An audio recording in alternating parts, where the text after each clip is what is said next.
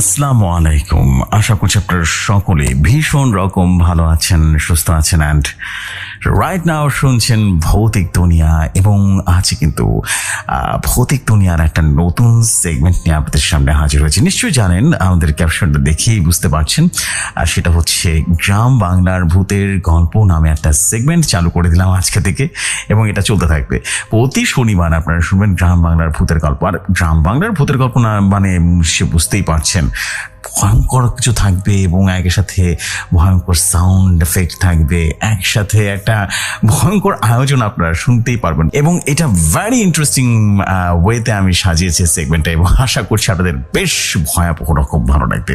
এতটুকু বলতে পারি যে আজকের এপিসোডের স্টোরিগুলো খুব বেশি ডার্ক এবং খুব বেশি রোমাঞ্চকর, এবং একই সাথে বলবো যে বেশ গায়ে কাটা দেওয়ার মতো একটা ফিলিংস আপনারা পেতে চলেছেন। এতটুকু আমি একদম লিখিত বলতে পারি। ভয়ঙ্কর রকম ভয় আপনারা পাবেন আজকের এপিসোডে, বিকজ আমি সাউন্ড ডিজাইনটা ওরকমভাবে করেছি যে আপনারা ভয় পেতে বাধ্য। এবং আশা করছি আপনাদের যদি এই সেগমেন্টটা ভালো লাগে, আপনারা ডেফিনেটলি এই কমেন্টে আপনারা অবশ্যই জানাবেন যে গ্রাম বাংলার ভূতের গল্প আরও অনেক বেশি চাই।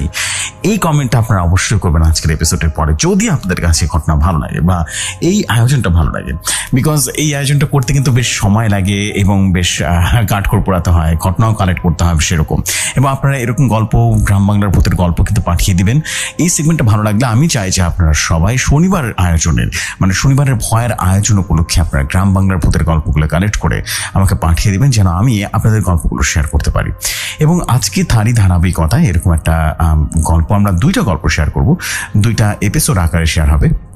প্রথমে যাচ্ছে 202তম এপিসোড, এবং সেটা গ্রাম বাংলার ভূতের গল্প। এই গল্পের নাম হচ্ছে বাবলা গাছের ভূত, এবং ঘটনাটি পাঠিয়েছেন ফিরোজ ভাই, সংগ্রহ করে পাঠিয়েছে। এবং ঘটনার মূল লেখকের নাম সুব্রত দাস, এবং তার ভূতেশ্বর নামে একটা বই আছে, সেই বই থেকেই মূলত গল্পটি কালেক্ট করা, এবং তাকে ফুললি ক্রেডিট দিয়ে স্টোরিটা শেয়ার করা হচ্ছে। এতে করে আর কোনো প্রবলেম থাকবে না স্টোরি শেয়ার করা।